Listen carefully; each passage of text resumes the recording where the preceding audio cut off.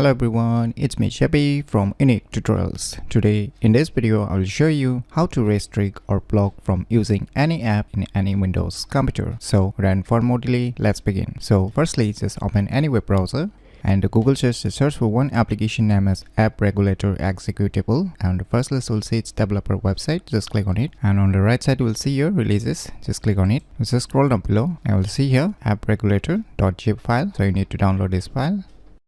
So finally the file has been downloaded, so let me go to the folder where it is being downloaded and let me close this web browser. So now just double click it to extract this zip file.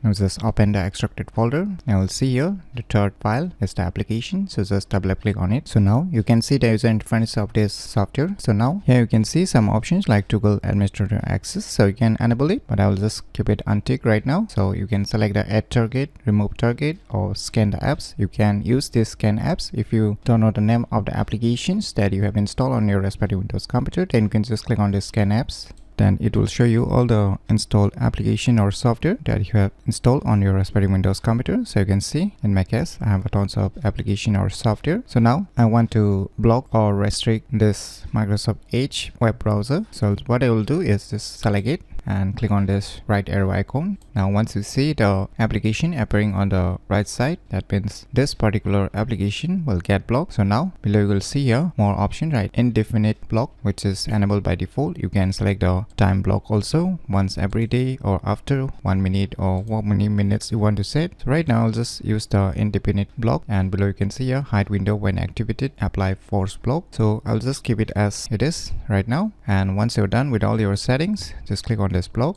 Now you can just minimize it. Now let me try to open a Microsoft Edge web browser and let's check if it is blocked or not. So let me double click on this Microsoft Edge web browser icon.